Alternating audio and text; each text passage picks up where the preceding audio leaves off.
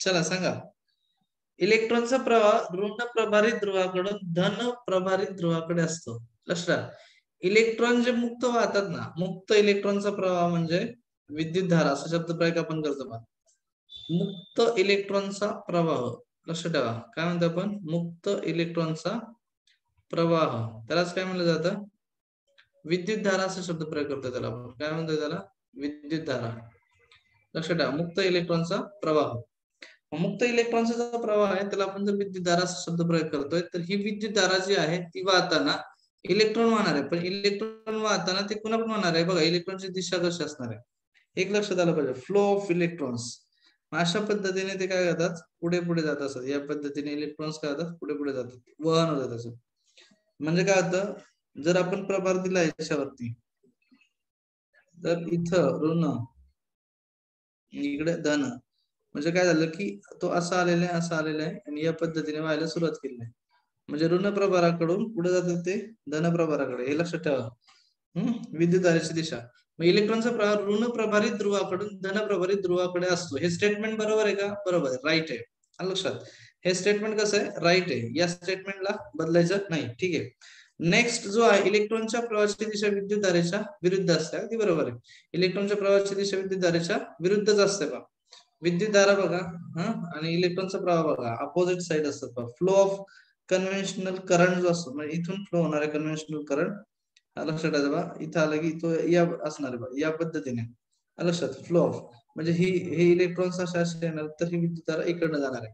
म्हणजे त्याच्या विरुद्ध दिशेला असतं बघा. म्हणजे दोन्ही बरोबर कुठे दिसतात? फक्त अ बरोबर आहे का? हे स्टेटमेंट नाही.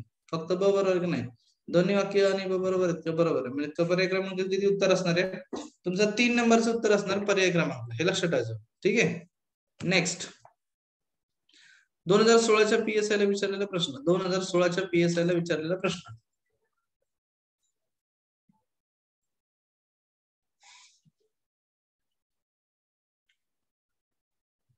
2016च्या PSI ला विचारलेला प्रश्न.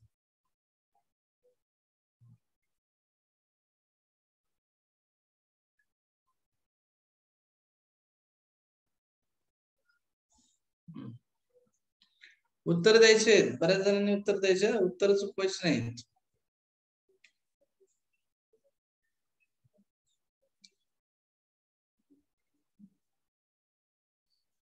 8 लोकांची उत्तर आलेत पटापट.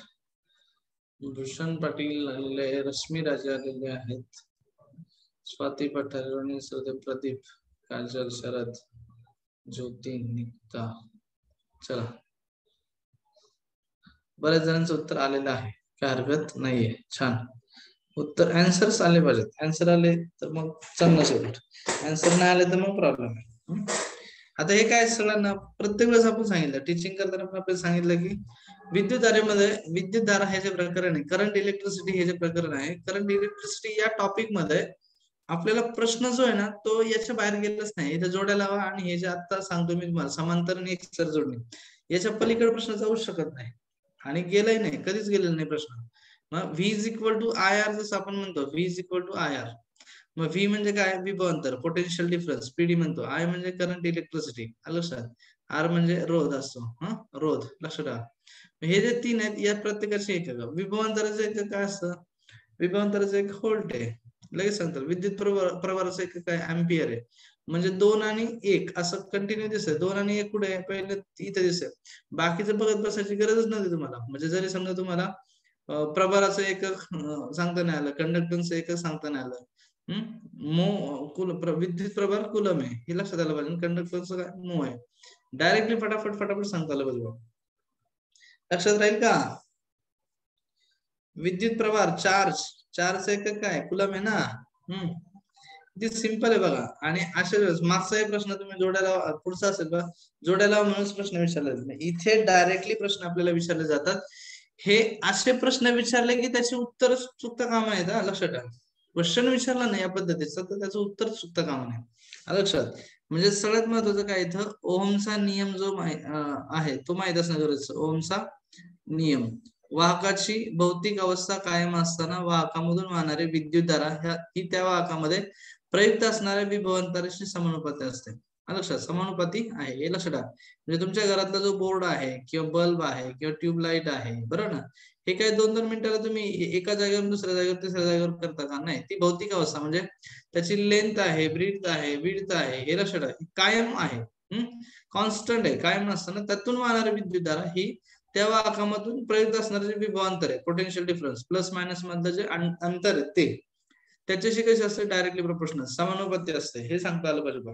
बस, बाकी काही सांगता नाही आलं तरी काय प्रॉब्लेम नाही. ठीक आहे, नेक्स्ट 2018 ला प्रश्न विचारला होता. 2017चा प्रश्न ज्यावेळेस आपण अनालिसिसला घेतला होता, फिजिक्स मध्ये भौतिक शास्त्राच्या आपल्या कुठल्या टॉपिक मध्ये, प्रकाश, लाईट या टॉपिक मध्ये एक प्रश्न होता. काय प्रश्न होता बा? 2 मीटर अंतरावरील वस्तू, त्यावेळेस मी काय सांगितलं तुम्हाला, हे पुढचं करून ठेवणं गरजेचं आहे. V = IR या सूत्रावरती किंवा गतिविषयक नियमाच्या सूत्रावरती असे जे जे सूत्र दिसतात, म्हणजे पुढे पुढे जाऊन ते सूत्र लक्षात आलं पाहिजे. प्रश्न आला की लगेच सांगता आलं पाहिजे की आणखी नेक्स्ट कोणता प्रश्न असू शकतो. ठीक आहे, अशा पद्धतीचं स्टडी तुमचं झालं पाहिजे बघा. चला, काजलचं उत्तर आलेलं आहे, बाकीच्यांचे उत्तर नाही आलेले अजून.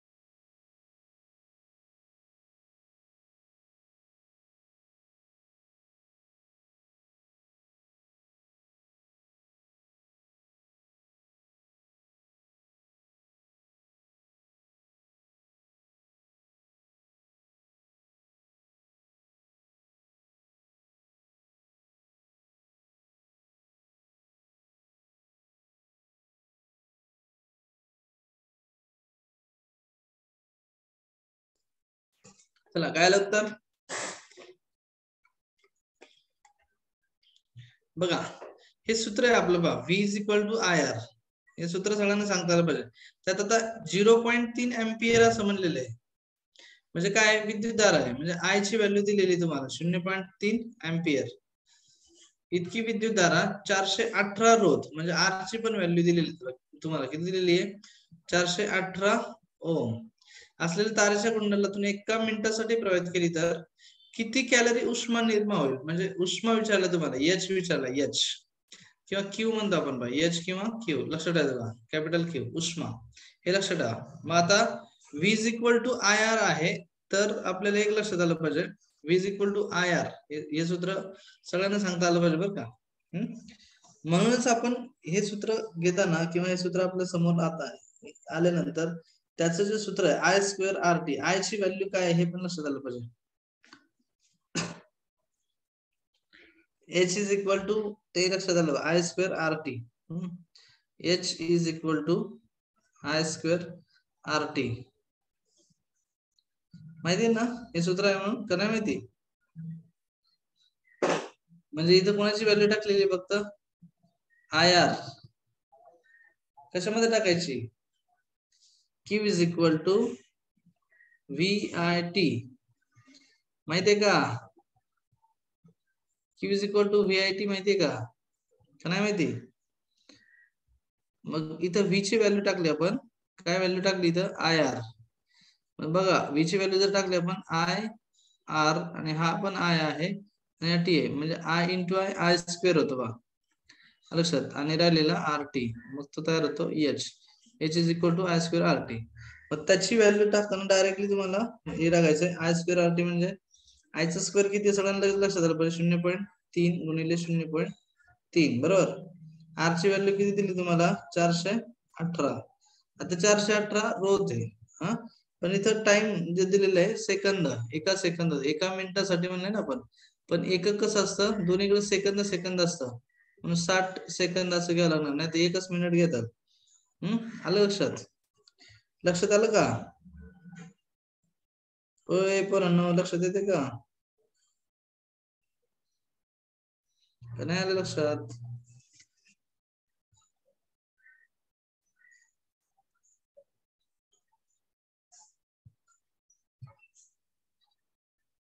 आवाजच देत नाही. यस हा तुमचा आवाज येत नाही का? आणि मी तुमचा मेसेज बघत बसत नाही. मेसेज बघितल्यानंतर लक्षात येतं तिकडे जावं लागते परत मला मेसेज बघायला. मेसेज पाहत नाही काय नाही तुम्ही सगळे असे आहेत. मेसेज सांगायचं जरा पटापटा. अजून मी आन्सर सांगितलेलं नाहीये. 2257 अजून आन्सर सांगितलंच नाही आपण आणि एका मिनिटासाठी आपण प्रवाहित करतोय म्हणजे आपल्याला डिवायडेड बाय 4.18 करावं लागेल ना. मग हे कॅन्सल होईल बघा. मी आन्सर किती येते काढा आता 0.09. हा इथलं डायरेक्ट वरती घालवत त्याला म्हणजे काय 540 कॅलरी येईल. 1 किलो कॅलरी बरोबर किती ते पण लक्षात आलं पाहिजे. 540. उत्तर काय आलं 540. हे आन्सर तुमचा 2 नंबरचा. कोणी कोणी उत्तर दिलं 2 नंबर? 2 नंबरचा आन्सर दिलं कोणी कोणी?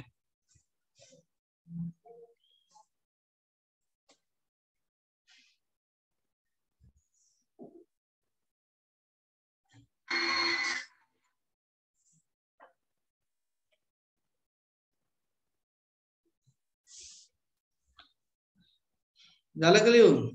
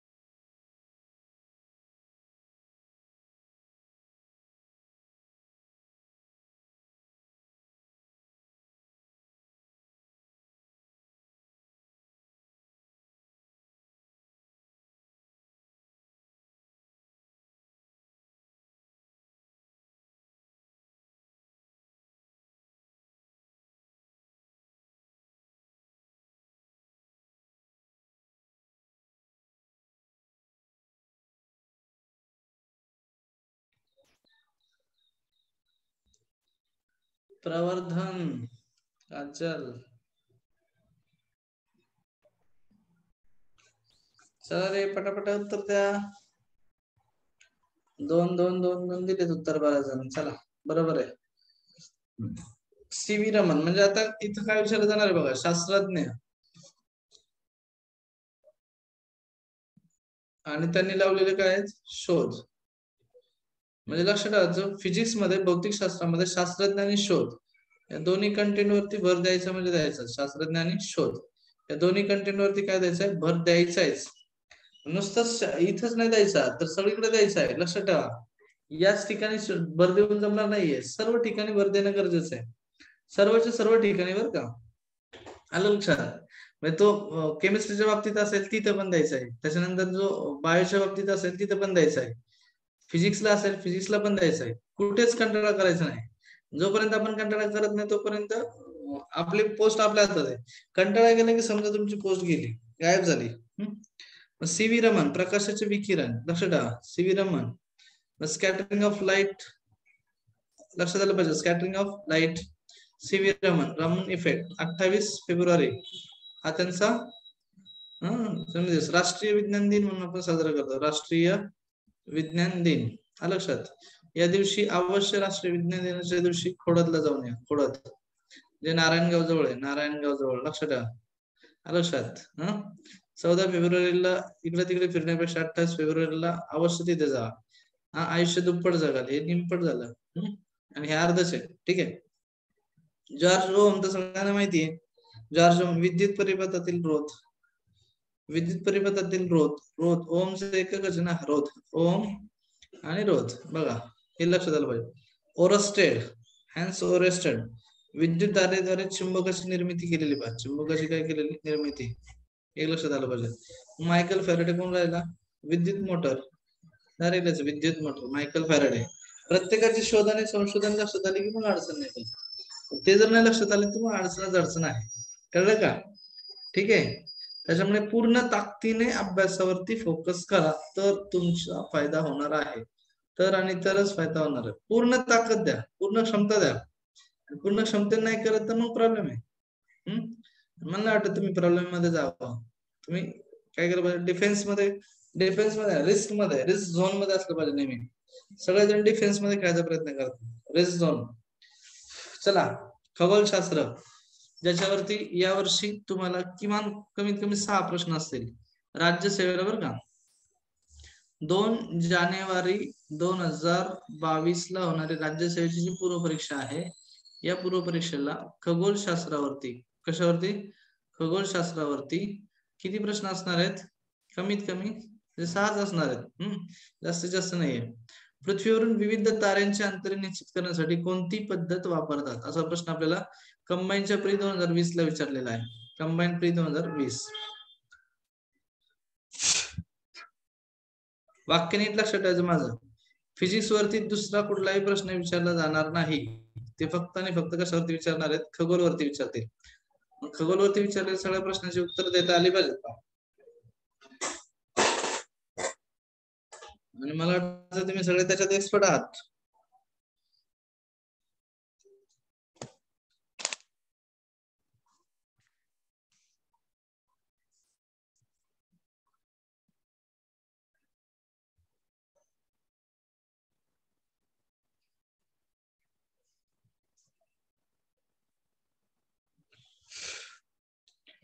झालं का.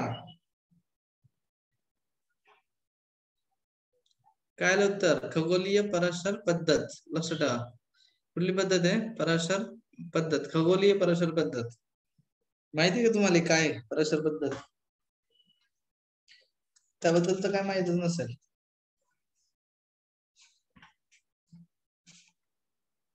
कोण सांगेल,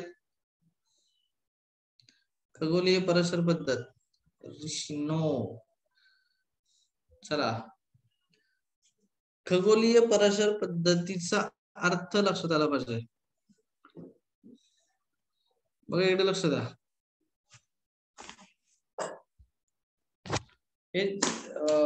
हे जे 2 आपले हात असतात ना, हे 2 हात हे असे ठेवायचे, असे, आणि एक डोळा आपला झाकायचा, दुसरा उघडा ठेवायचा, परत जो उघडा ठेवलाय तो झाकायचा, दुसरा उघडा करायचा, असं अल्टरनेट करा.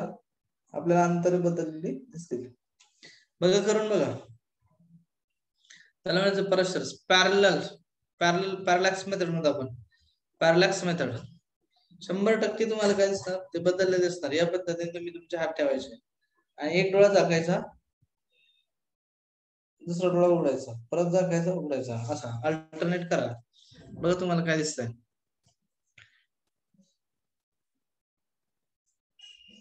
दिसलं का? काहीतरी दिसलं का नाही? पॅरलॅक्स मेथड म्हणतो त्याला आपण. कसली मेथड म्हणतो? पॅरलॅक्स. म्हणजे ग्रह तारे यांचे अंतर जे आहेत ना, हे इथं असतं, पण डोळा झाकल्यानंतर आपल्याला असं वाटतं इकडं आहे. हे थोडस तिरकं जातं आपल्याला दिसतं बा. पृथ्वीवर विविध ताऱ्यांची अंतरे निश्चित करण्यासाठी ताऱ्यांची अंतर निश्चित करायचं, तारे जाग अंतर निश्चित करायचं. आलं लक्षात? त्यावेळेस खगोलीय पराशर पद्धती. आता मला सांग, गुरुत्वाकर्षण, समांतर, थेट असलं कुठं वापरलं जाणार का? खगोलीय म्हणल्यानंतर खगोलीयच वापरणार ना, विषय एंड झाला. बस. नेक्स्ट, खगोलशास्त्रीय समस्येचे निराकरण करण्यासाठी बीजगणिताचा वापर सर्वात अधिक करणारा कोण?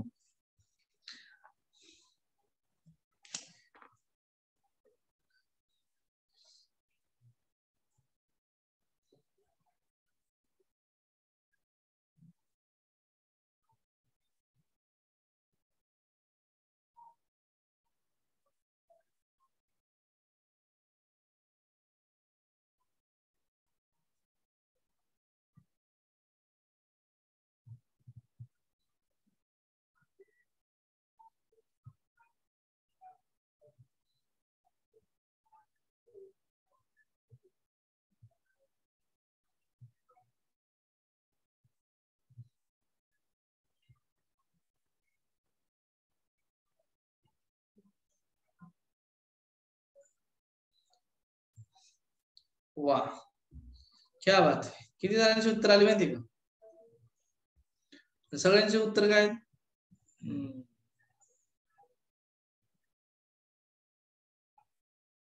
वा, आज बरं मागून घोडे आलेले दिसतात बरं का. ऐक, असं काय नाहीये, लक्षात ठेवा. सगळ्यांची उत्तर चुकली. हा, सगळ्यांनाच म्हणतोय.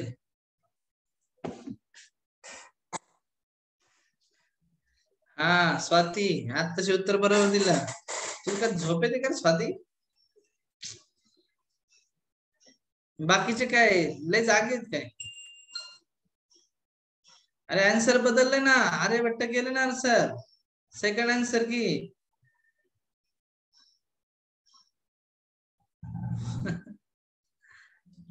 असं बोलायला लागतं नाही तर काय खरं नाही यांचे.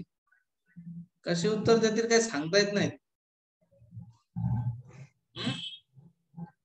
माईक ऑन करू का तुमचे माईक?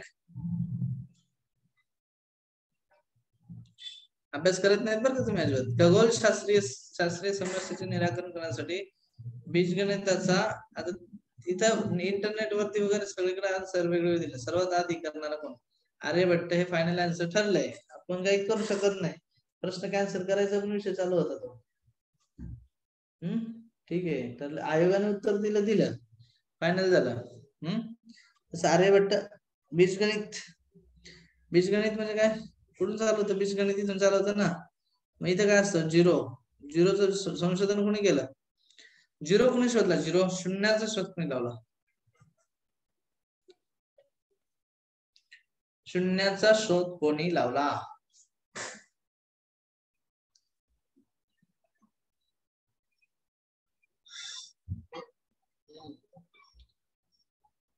शून्याचा शोध कोणी लावला मी असं विचारलं.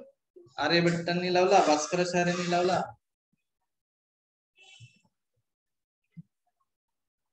आर्यभट्टानेच लावला सर. Very good. चला, ब्रह्मगुप्त,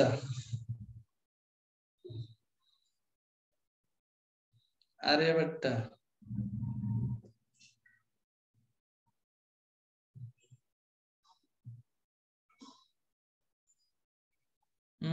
चला, अभ्यास जरा कमी झाला तुमचा.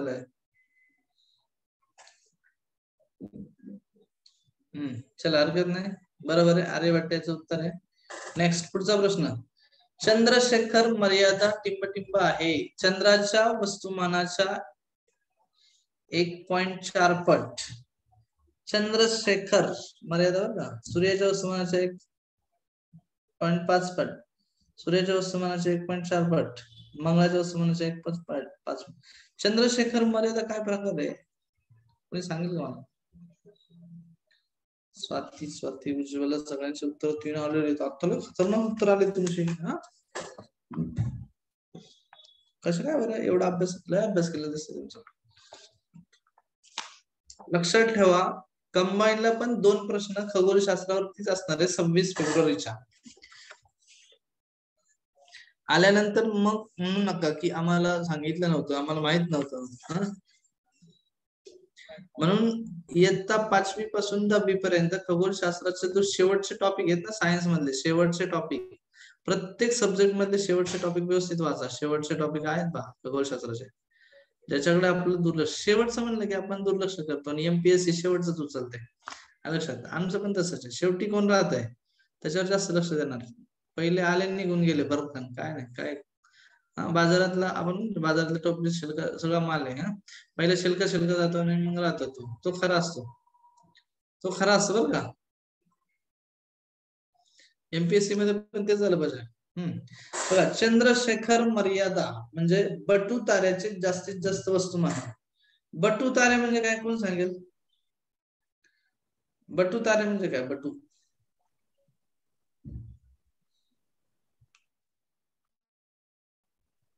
बटू ग्रह म्हणतो ना आपण, आहे का नाही? बटू ग्रह तारे, बटू तारे बटू ग्रह काय डिफरन्स आहे का? हे 1983 मध्ये प्रथम विलियम फाउलर, चंद्रशेखर हे नाव आहे लक्षात ठेवा का. चंद्रशेखर हे काय नाव आहे आणि त्यांच्या सोबत विलियम फाउलर हे 2 जण आहेत पहा. विलियम फाउलर आणि चंद्रशेखर यांना 1983 नोबेल पारितोषिक याच्यासाठी मिळालं होतं भौतिक शास्त्रात. 1983 नोबेल पारितोषिक. किती वर्ष झालं रे? 2014 ला. आणि याला 83 पासून 14 पर्यंत किती वर्ष झाले?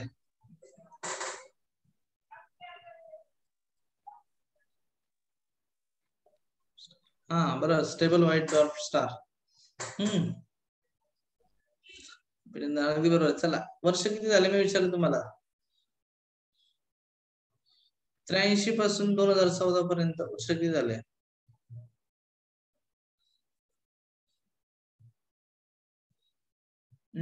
काही खतरनाक सांगत आहे सगळी पोरं आमची. यांच्यासारखा अभ्यास कोणाचाच नाही. 31 वर्ष झाले. 31. अरे वा वा वा. म्हणजे 30 वर्षानंतर परीक्षेला प्रश्न विचारला बरं का. 30 वर्षानंतर परीक्षेला प्रश्न विचारलाय, विचार करा. आणि ही चंद्रशेखर मध्ये सूर्याच्या वस्तुमानाच्या 1.4 पट असते. म्हणजे उत्तर क्रमांक किती आहे? 3. हे नॉर्मल आहे. भारतीय शास्त्रज्ञ चंद्रशेखर यांनी सिद्ध केलं होतं बघा, सूर्याच्या 1.4 पेक्षा लहान असणारा तारा श्वेत बटू मध्ये रूपांतरित झाल्यानंतर कोसळत नाही.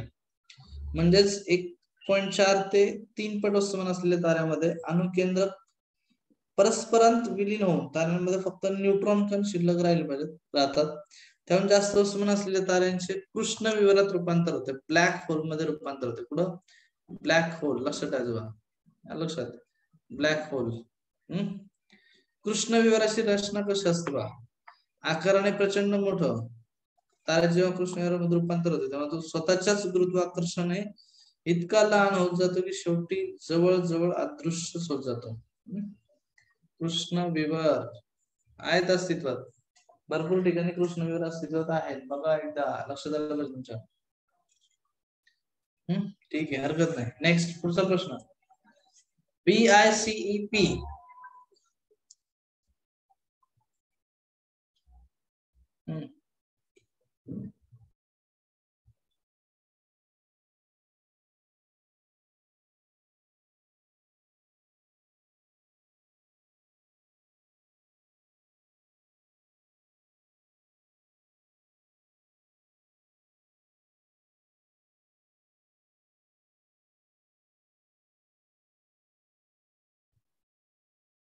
चला झालं का? BICEP2 खगोलीय दुर्बिणीच्या वापराने खगोलशास्त्रज्ञांनी अंतराळ विस्ताराच्या सिद्धांतावर शिक्कामोर्तब केले. 1 नंबर संविधान. 2015ला हा प्रश्न आपल्याला विचारला होता बा. तो 14ला विचारलेला आहे. 15ला पण विचारलाय, 14ला पण विचारलाय. ओ बोको असे विधान आहेत. अंतराळ विस्तार सिद्धांतानुसार विश्वाच्या उत्पत्तीनंतर विश्व प्रसारण पावले. काय आहे BICP? बोस आइन्स्टाईन कंडेन्सेशन आहे का?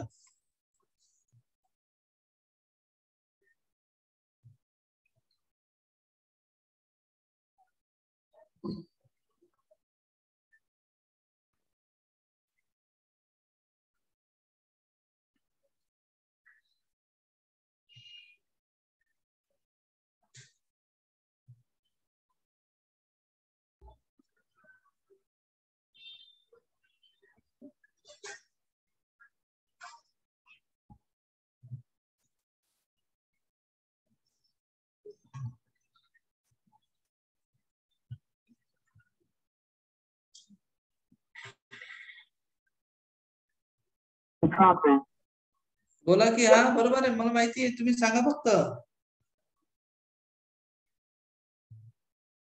काय उत्तर येणार आहे.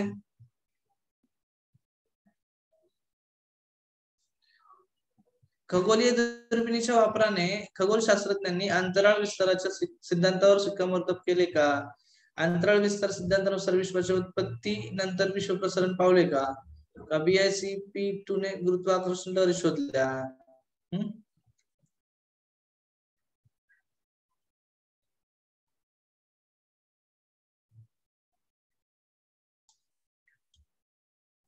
काय तुम्ही सांगायचंय? ग्रॅव्हिटेशनल डिस्कवर ऑफिशियली झालेलं आहे ते.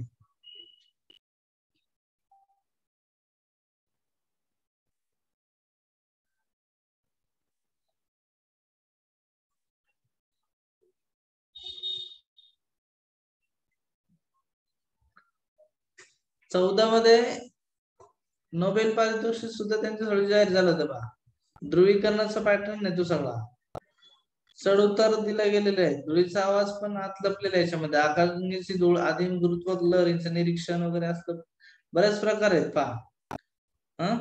सगळं माहित असलं पाहिजे तुम्हाला, काय काय खरं नाही तुमचं. 2014 हा प्रश्न काय आला होता? 2014 मध्ये ही स्वाक्षरीने सतत ती मोहीम राबवली गेली होती. 95 GHz वरून 220 GHz वरती डिटेक्ट झालं होतं. लक्षात सेन्सर वगैरे बसवले होते सगळे. या मर्यादा आहेत सगळ्या, मर्यादा माहित असल्या पाहिजे तुम्हाला.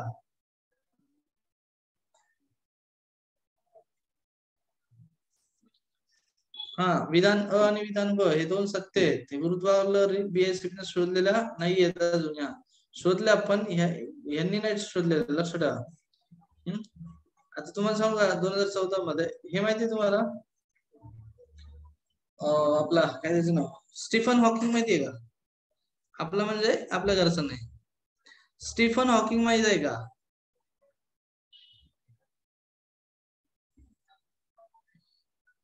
स्टीफन हॉकिंग माहित आहे का? युजर म्हणून कोण ऍड झालेले? युजर नाव टाका.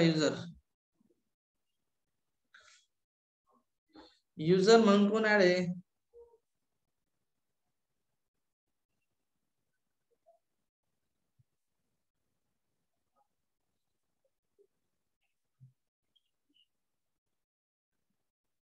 बोला ना.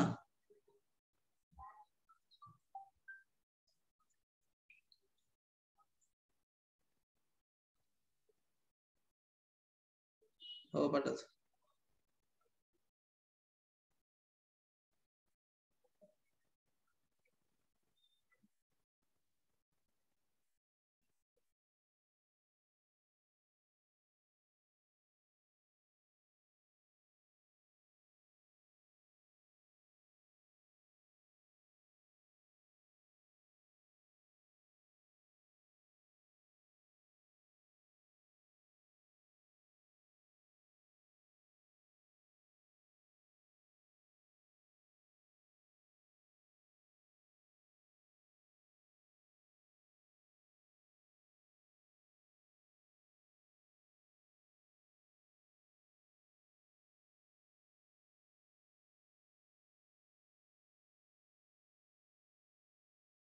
सांगा लवकर चला.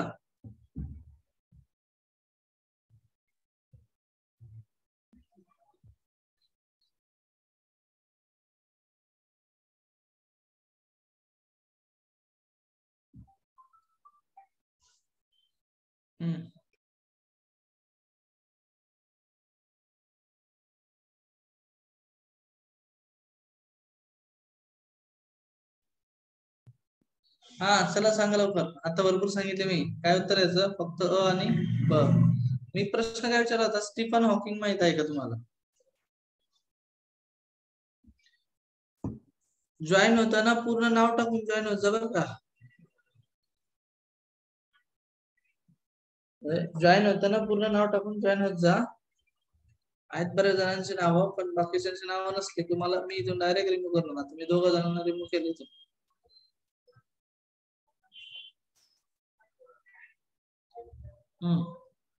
प्रत्येकाने आपलं पूर्ण नाव टाकायचं. नाव आणि आडनाव, नेम सरनेम एवढं असलं बस झालं. ठीक आहे. तुम्हाला असं अजिबात नाही म्हणलं की सगळंच नाव टाका. ठीक आहे. चला नेक्स्ट पुढचा प्रश्न बघा. खगोलशास्त्राला समर्पित केलेली भारताची पहिली अंतरिक्ष उपग्रह वेधशाळा कुठे आहे? STI 2015 ला प्रश्न विचारला होता.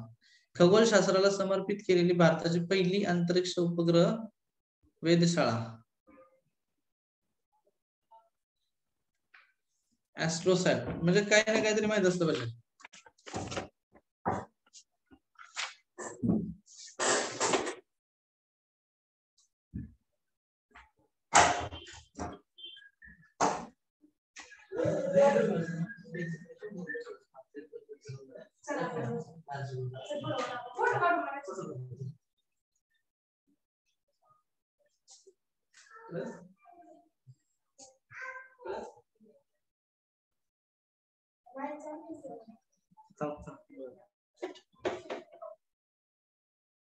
बघू थांब.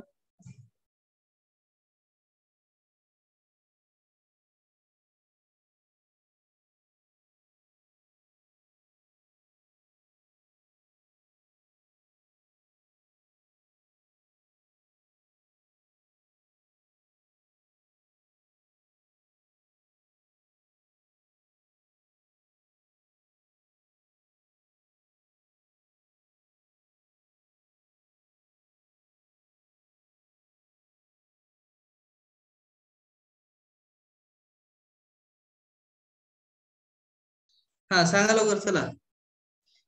3 उत्तर दिलेत बऱ्याच जणांची.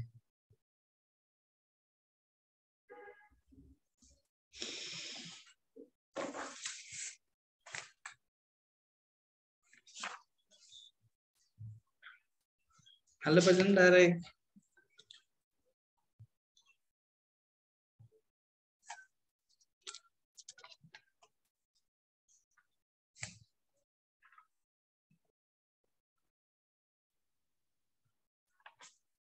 खगोलशास्त्राला समर्पित केलेली पहिली अंतरिक्ष वेधशाळा क्रमांक किती आहे? 3.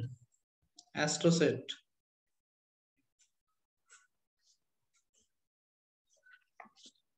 ऍस्ट्रोसॅट लक्षात ठेवा.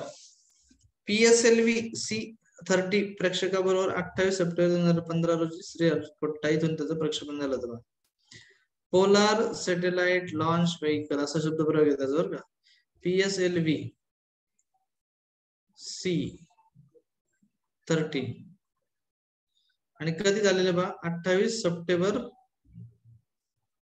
2015. तारीख विचारतील बरं का कदाचित. 28 सप्टेंबर 2015 ऍस्ट्रोसॅटची. कदाचित हाच प्रश्न रिपीट व्हायला बसलाय. एक्सपेक्टेड मध्ये ठेवा. इंडोनेशिया आणि चीनचा पण 1 आणि अमेरिकेचे 4 असे उपग्रह सोडण्यात आले होते त्यावेळेस. म्हणजे आपल्या ऍस्ट्रोसॅट बरोबर इंडोनेशिया आणि चीनचा 1, अमेरिकेचे 4 असे सोडले होते. म्हणजे किती टोटल? 7. याच्यामध्ये काय? अमेरिका असेल, रशिया, जपान, भारत स्वतःचे अंतरिक्ष PSLV 30 वेधशाळा बनवणार. चौथा त्याची बनला होता. चौथा. मग भारताचं आंतरराष्ट्रीय म्हणजे खगोलशास्त्राला समर्पण जे आहे, खगोलशास्त्रामध्ये भारताची जी काही कीर्ती आहे त्याबद्दल खरंच प्रश्न विचारते. म्हणजे प्रयोगशाळेच्या बद्दल प्रश्न विचारतील. आपली प्रयोगशाळा कुठे आहे, अंतरिक्ष प्रयोगशाळा कुठे आहे, असा एखादा प्रश्न असेल. मैत्री माहिती ना, मैत्री का नाही माहिती माहिती तुम्हाला? मैत्री बद्दल एखादा प्रश्न असू शकतो बरं का. त्याच्यानंतर हे जे आहे आता सांगितलेलं, सर्वात जास्त उपग्रह पाठवणारा जगातला, सर्वात जास्त उपग्रह एकाच वेळेस पाठवणारा जगातला पहिला देश बरं का. कुठला? भारत. लक्षात ठेवा, सर्वात जास्त. 2 नंबरला कोण आहे मग? कोण सांगेल? सर्वात जास्त उपग्रह किती पाठवलेत आपण माहिती का एकाच वेळेस? 104 पाठवलेत का?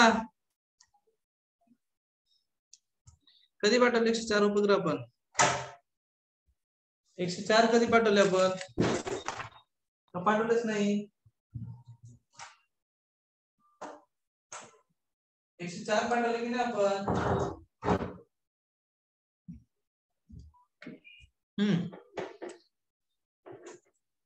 बोला की. अरे काय तुम्ही बोलत नाही, तुम्ही पुरं शांत शांत गप्प गप्प. अंकिता मॅम, अस्मिता मॅम, ज्योती बोला की पटपट. काजल, नम्रता, निकिता, प्रदीप, प्रवर्धन, रश्मी, यार काहीतरी बोला. ऋषी, रोहिणी, सगळे एवढे सगळे सगळे आहेत. शरद, शीतल मॅम बोला की, एवढी संधी आहे तुम्हाला. शिवानी, स्वाती, तेजस, तेजू बोलत जा. उज्ज्वला मॅम, नेहा मॅम सांगा काहीतरी पटकन. चला, याच्यावरती 101% क्वेश्चन असणार आहे, लक्षात ठेवा. पण आता सर्वात जास्त जर काय विचारलं जाईल ना, तर हे जगामध्ये सर्वात जास्त उपग्रह एकाच वेळेस सोडणारा देश अमेरिकेच्या पण अगोदर दुसरा कुठला आहे सांगा? मी असं विचारलंय. दुसरा रशिया किती आहे? रशियाने किती सोडलेले आहेत? रशिया 99 कोणी सोडलेले आहेत. त्यानंतर तिसरा अमेरिका 56. आपल्याला एक लक्षात आलं पाहिजे या पद्धतीने. सर्वात जास्त भारताची पहिली अंतरिक्ष उपग्रह वेधशाळा. आणि मग मैत्री काय आहे? आपली मैत्री स्टेशन आहे ज्या ठिकाणी आंतरराष्ट्रीय म्हणजे अंतराळातलं स्टेशन आहे ज्या ठिकाणी आपण सर्व काही इतर बाबी ज्या आहेत त्या ठेवू शकतो. आपलं काय म्हणतात, मैत्री हे ठिकाण आहे अंतरिक्ष मध्ये, अंतराळामध्ये हे ठिकाण आहे आपलं, की ज्या ठिकाणी आपण सर्व बाबी ज्या आहेत त्या ठेवू शकतो. खगोलशास्त्राला समर्पित केलेली भारताची पहिली अंतरिक्ष उपग्रह वेधशाळा. पटकन STI 2015 प्रश्न विचारलाय, आताही विचारला जाईल. म्हणजे खगोलशास्त्राच्या संदर्भात बऱ्याच बाबी आपल्याला विचारल्या जाणार आहेत. मी आताही सांगितलं तुम्हाला 6 प्रश्न MPSC ला असतील, हे लक्षात ठेवा. आणि कंबाईनच्या परीक्षेला सुद्धा 2 प्रश्न याच्यावरती असणार आहेत. त्यातले हे आता सांगितलेल्या 3-4 बाबीवरती प्रश्न विचारले जातील बरं का. नेक्स्ट पुढचा प्रश्न बघा, परत एकदा तोच प्रश्न आलेला आहे आपल्याला STI 2015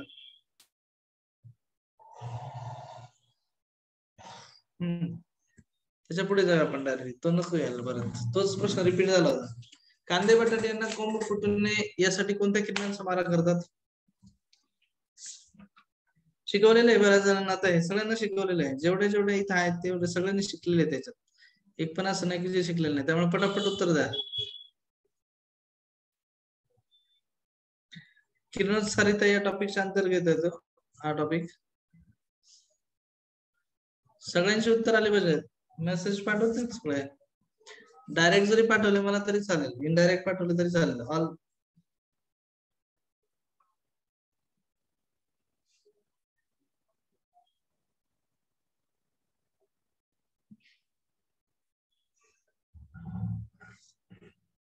चला ठीक आहे. बघ, कांदे व बटाटे म्हणजे आता कधी कधी आता हा घटक जो आहे ना, कधी कधी फिजिक्स मध्ये घेऊन जातात. आहे तो केमिस्ट्रीच्या अनुषंगानेच आहे, पण फिजिक्सला आधुनिक भौतिक शास्त्र असा शब्दप्रयोग जो आहे ना, त्यामध्ये घेऊन जातात. कांदे व बटाट्यांना कोंब फुटू नये म्हणून कोणत्या किरणांचा मारा करतात? तर गॅमा किरणांचा मारा करतात. कुठल्या? गॅमा. मग अल्फा काय प्रकार आहे, बीटा काय प्रकार आहे सांगता आलं पाहिजे. त्याच्यानंतर गॅमा काय प्रकार आहे लक्षात. युव्ही रेज काय तिथं मारणारच नाही, पण युव्ही रेज सगळ्यांना सांगता आलं पाहिजे ना. पा यातील किरण आहेत ना, साधारणतः कोबाल्ट 60 आणि कॅल्शियम 137 हे गॅमा किरणाचे स्रोत आहेत. पा कोणकोणते सांगितले सांगा? कोबाल्ट 60, CO 60 हे समस्थानिक आहे. आणि सीझियम 137, सीझियम SCS 137. हे गॅमा किरणाचे स्रोत, गॅमा किरणाचे स्रोत एक लक्षात आलं पाहिजे. गॅमा किरणाचे स्रोत कुठले आहेत? मग असा एखादा प्रश्न विचारला जाऊ शकतो का? अल्फा हेलियमचे अणुकेंद्रक आहेत, धन प्रभार असतो, बीटावरती ऋण प्रभार असतो, गॅमावरती उदासीन न्यूट्रल आहेत. गॅमा कसे न्यूट्रल आहेत. युव्ही रे वरती कुठला प्रभार असतो कोण सांगेल का? अल्ट्राव्हायोलेट रेज, अतिनील किरणे. ओझोन जातात पहा, ध्रुवीय अतिनील किरणामध्ये. विटामिन्स या सगळ्या गोष्टी आपल्या सगळ्यांना बोधायला पाहिजे. MICR मॅग्नेटिक इंक कॅरेक्टर रेकॉग्नायझेशन पट्टीतील अतिनील सायन्स. त्यानंतर सोरियासिस याच्यासाठी CDD इथं सुद्धा अतिनील किरणेच असतात पहा. 90% कॅन्सर अतिनील किरणामुळेच होतो. 90% कॅन्सर जो आहे ना तो कशामुळे होतो? युरेजमुळे. 90% कॅन्सरचं कारण काय? अतिनील किरण. लक्षात ठेवा. इन्फ्रारेड वेगळेच, इन्फ्रारेड वेगळेच. हे सगळ्यांच्या लक्षात आलं पाहिजे. नाही काय नाही मग तुमच्या, तुम्ही आहात काय नाही काय, हाय काय नाही काय असं असं होईल ते. तसं नाही झालं पाहिजे. हाय काय नाही काय आलं लक्षात. हाय काय नाही काय असं अजिबात होतं कामा नाही. ठीक आहे. कांदे व बटाटे यांना कोंब फुटू नये म्हणून कुठल्या किरणांचा मारा होतो? गॅमा किरणांचा. लक्षात राहा सर्वांच्या. Next PSI 2014. अतिनील किरणांचा भाग हा गर्द जांभळ्या रंगाच्या तरंग लांबीपेक्षा लहान तरंग लांबीचा वर्णपट आहे. इन्फ्रारेड भाग हा लाल रंगापेक्षा कमी तरंग लांबी वर्णपटाचा भाग आहे. एका त्रिकोणाकृती कणाच्या द्रव्यासाठी वक्रीभवन निर्देशांक वेगळ्या रंगासाठी वेगळा असतो. PSI 2014 आलेला प्रश्न. काय उत्तर असेल याचं? आन्सर काय असेल याचं?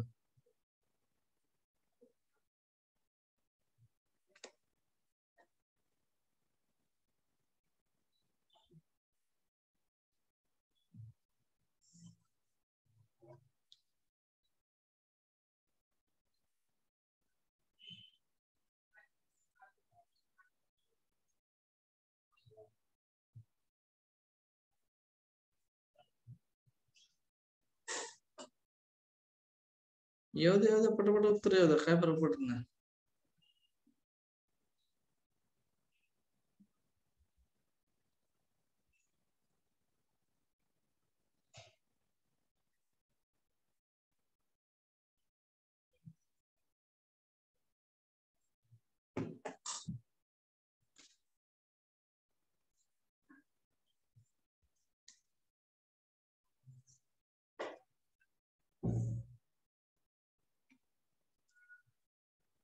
अतिनील किरणांचा भाग हा गर्द जांभळ्या रंगाच्या तरंग लांबीपेक्षा लहान तरंग लांबीचा वर्णपट आहे.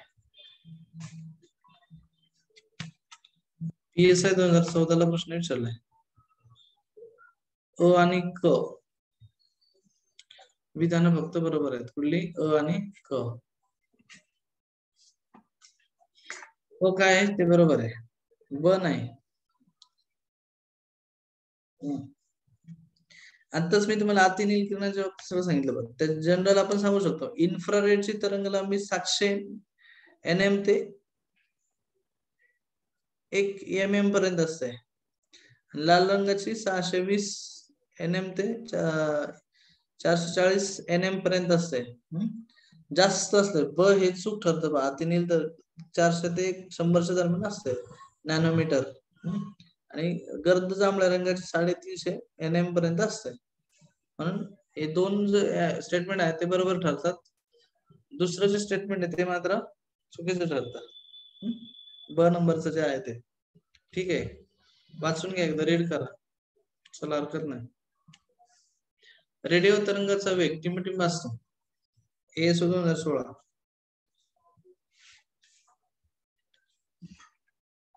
रेडिओ तरंगाचा वेग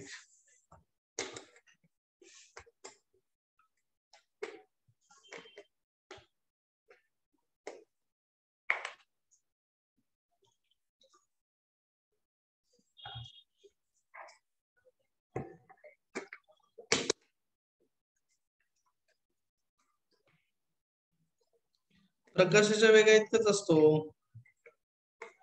हा, म्हणजे काय असतं 2 नंबर उत्तर. Radio Tarang, radar, radio detection and ranging, इथे त्याचा वापर केला जातो. काय प्रकाशाच्या वेग एवढा रेडिओ तरंगाचा वेग. ठीक आहे, ते कशासाठी वापरलं जातं? रेडिओ, टीव्ही प्रसारण, जहाजे यांच्यामधला संवाद साधण्यासाठी त्याची गरज आहे बा. एम्प्लिट्यूड मॉडिफिकेशन साठी सुद्धा, FM साठी सुद्धा, AM FM हे सगळ्यात लक्षात आलं पाहिजे बा. नेक्स्ट पुढचं सांगा चला. किरणोत्सारिता कशाचं एकक आहे?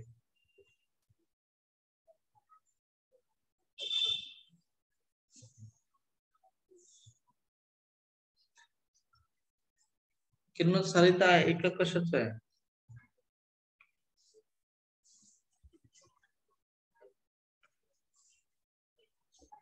येस, PSI 2016 प्रश्न विचारला. SI बेक्वेरेल. बघा, हेनरी बेक्वेरेल या शास्त्रज्ञाने अल्फा, बीटा आणि गॅमाचं संशोधन करताना सुरुवात केली होती बा. त्यात अल्फा रुदरफोर्डने शोधलं जरूर, पण त्याच्या अगोदर किरणोत्सारितेच्या बाबतीत सांगितलं कोणी? बेक्वेरेलने. आणि म्हणून बेक्वेरेल प्रारणे असा शब्द प्रयोग केला जातो, बेक्वेरेल रेज. लक्षात ठेवा, रुदरफोर्डने अल्फा शोधला होता, चार्डविकने काय शोधलं होतं? न्यूटन शोधला होता, क्युरीने काय शोधलं होतं? तर यातले Curie, Madame Curie, Pierre Curie, त्याच्यामुळे इथं काय तुम्ही डिटेक्शन देऊ नका. आलं लक्षात? म्हणजे एक लक्षात आलं पाहिजे आपल्याला की आपल्याला जे प्रश्न विचारले जातात त्याच्यावरती आपण काम करणं गरजेचं आहे. हेनरी बेक्वेरेलच्या स्मरणार्थ त्यांनी हे सगळं केलं होतं बा. ओके, मला काय बोलायचंय? माईक चालू आहे कोणाचा? रेडमी कोण आहे? माईक चालू ठेवतायत.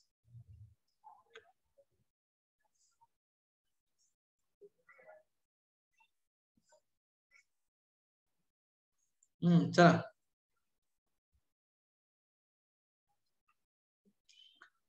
अस्थिर अणुकेंद्रकामधून अल्फा चंद्र उत्सर्जित झाले, म्हणजे पेनिट्रेट झाले.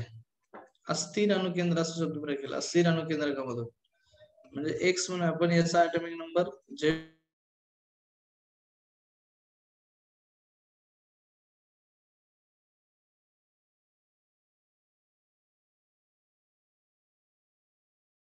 तुम्हाला सगळ्यांना आठवा बोललेलं आहे तुम्हाला सगळ्यांना.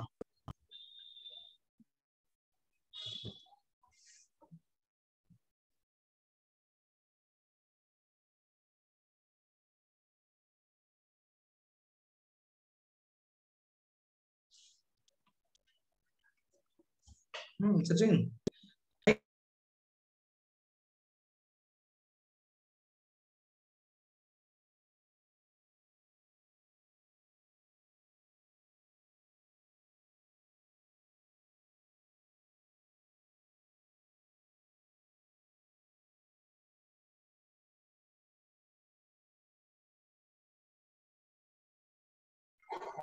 चला, याचं उत्तर काय सांगा? अणुअंक कितीने कमी होतो? 2 ने. आणि अणुवस्तुमानांक कितीने कमी होतो?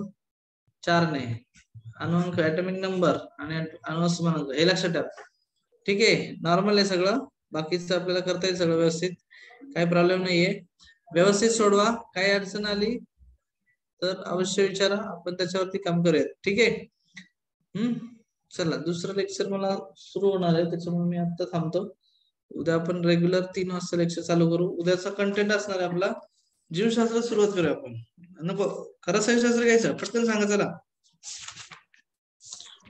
MES वाल्यांना जीवशास्त्र नाहीये, त्यांना हवं असेल तर रसायनशास्त्र सुरू करूया. रसायनशास्त्र घ्या सर. चालेल, ठीक आहे. रसायनशास्त्र उद्या कम्प्लीट करू, म्हणजे कम्प्लीट नाही होणार, रसायनशास्त्र स्टार्ट करू आणि देन आपण जीवशास्त्राला सुरुवात करू. ठीक आहे, ओके. आवाज कोणाचा येत नाही अजून?